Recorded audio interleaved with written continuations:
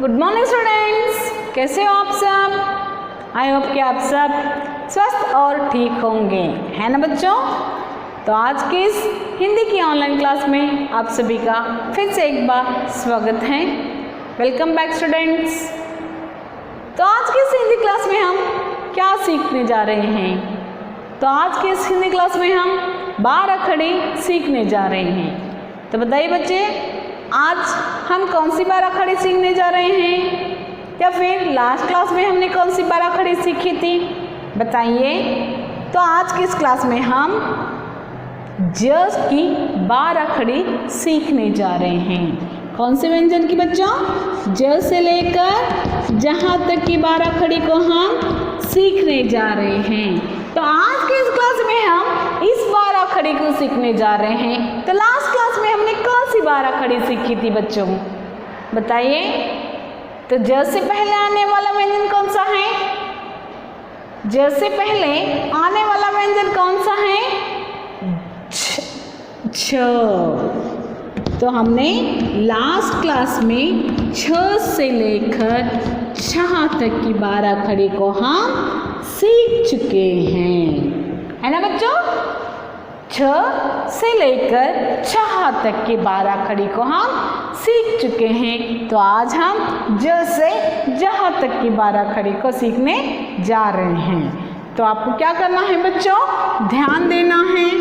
Okay, 12 खड़ी किस तरह से लिखी जाती है, इसे बार बार प्रैक्टिस करना है।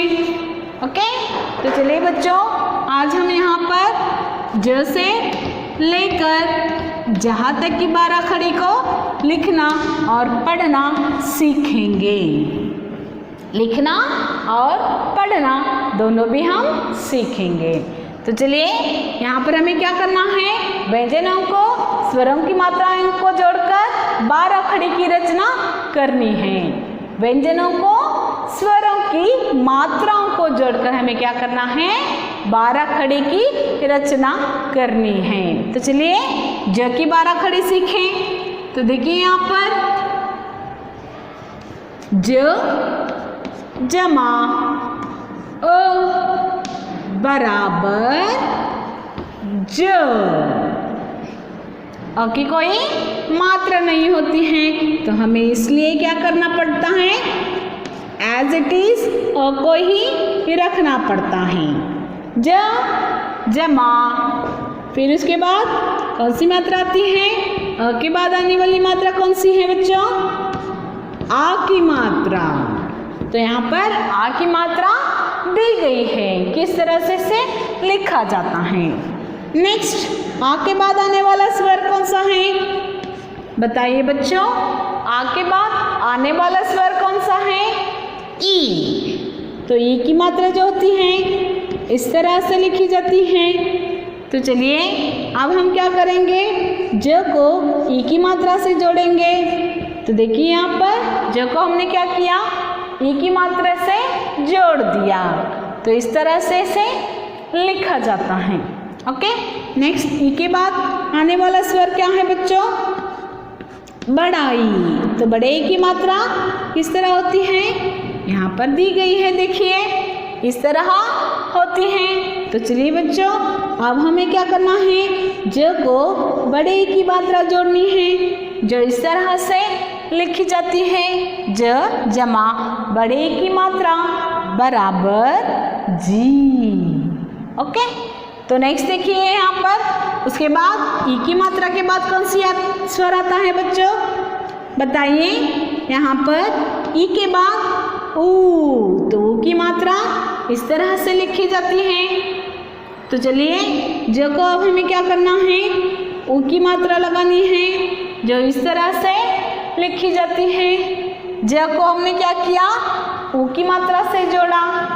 ओके, तो नेक्स्ट, ऊ के बाद आने वाला स्वर कौन सा है, बताइए। ऊ के बाद बड़ा वाला ऊ। तो उसकी मात्रा जो होती है इस तरह से लिखी जाती है। ओके, तो अब हमें क्या करना है, ज को ऊ की मात्रा से जोड़नी है, जो इस तरह से लिखी जाती है। ओके, ज को ऊ की मात्रा जोड़ने से इस तरह से लिखा जाता है।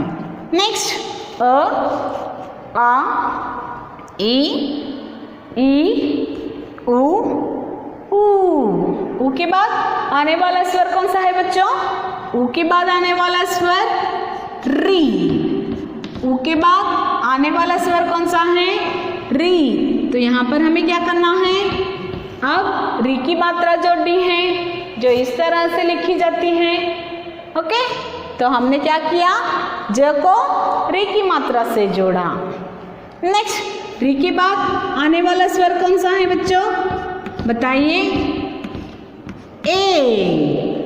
ए की मात्रा इस तरह से लिखी जाती है। ओके, तो नेक्स्ट यहाँ पर हमें क्या करना है? ज को ए की मात्रा जोड़नी है जो इस तरह से लिखी जाती है। देखिए यहाँ पर ज को हमने क्या किया? ए की मात्रा से जोड़ा, जो ज का क्या बन गया? जे। एस। नेक्स्ट सॉरी, ज के ए के बाद आने वाला स्वर कौन सा है?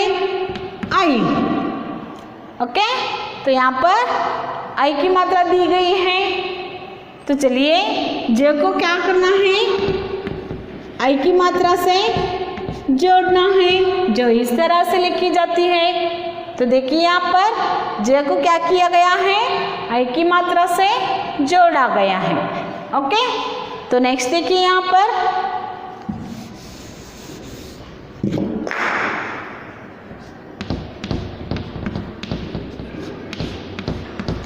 एस। आई के बाद आने वाला स्वर कौन सा है बच्चों? यहाँ पर आई के बाद आने वाला स्वर ओ। एस। तो ओ की मात्रा को क्या करना है? इस व्यंजन से जोड़ना है, यानी कि ज व्यंजन से जोड़ना है। तो इस तरह से इसे लिखा जाता है।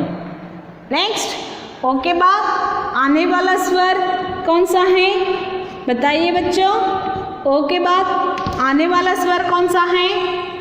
औ। एस। औ के मात्रा जो होती है इस तरह से लिखी जाती है। तो चलिए यहाँ पर अब हमें क्या करना है? ज को क्या करना है? औ की मात्रा से जोड़ना है। ओके, तो इसे इस तरह से लिखा जाता है। नेक्स्ट देखिए यहाँ पर औ के बाद आने वाला स्वर कौन सा है बच्चों? औ के बाद कौन सा स्वर आता है? आम। तो अब क्या करना है? ज को आम की मात्रा से जोड़ना है जो इस तरह से लिखा जाता है। ओके, आम के बाद आने वाला स्वर कौन सा है? आहा, जिसे हम विसर्ग कहते हैं। ओके, आहा। चलिए अब हमें क्या करना है? ज को आहा की मात्रा से जोड़ें, यानी कि विसर्ग से जोड़ें। जहा। ओके, तो समझ में आ गया ना बच्चों? इस तरह से 12 खड़ी की रचना की जाती है। तो चलिए अब इसे हम क्या करेंगे? पढ़ना सीखेंगे। ज जमा अ बराबर ज। ज जमा आ की मात्रा बराबर जा। ज जमा ई की मात्रा बराबर जी। ज जमा बड़े की मात्रा बराबर जी। ज जमा ऊ की मात्रा बराबर जू। ज जमा बड़े ऊ की मात्रा बराबर जू। ज जमा री की मात्रा बराबर ज्री।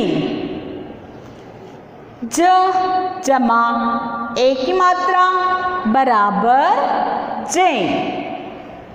ज जमा आई की मात्रा बराबर जे। ज जमा ओ की मात्रा बराबर जो। ज जमा औ की मात्रा बराबर जौ। ज जमा आम की मात्रा बराबर जम, ज जमा आहा की मात्रा बराबर जहा। तो इसे इस तरह से रीड किया जाता है। एक और तरीका, जैसे कि यहाँ पर ज जा जी जी, जू जू, ज्री जे जय, जो जौ, जम जहा। फिर से एक बार, ज जा जी जी, जू जू, ज्री जे जय, जो जौ, जम जहा। ओके, तो इसे इस तरह से भी रीड किया जाता है। समझ में आ गया ना बच्चों? ज से आज हमने क्लास में क्या सीखा? ज से लेकर जहाँ तक की 12 खड़ी को। तो आपको क्या करना है? आज के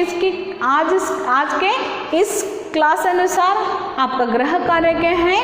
यहाँ पर जो भी दिया गया है उसे रीड करते हुए 5 टाइम्स आपको लिखना है। क्या करना है बच्चों?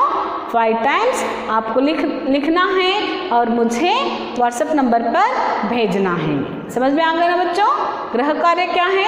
इस 12 खड़ी को 5 टाइम्स लिखना है और मुझे भेजना है। आशा करती हूँ कि आज का यह क्लास आपकी समझ में आ गया होगा, है ना बच्चों? तो नेक्स्ट क्लास में हम दूसरी 12 खड़ी को लेकर फिर मिलेंगे। तब तक के लिए bye, take care, have a nice day.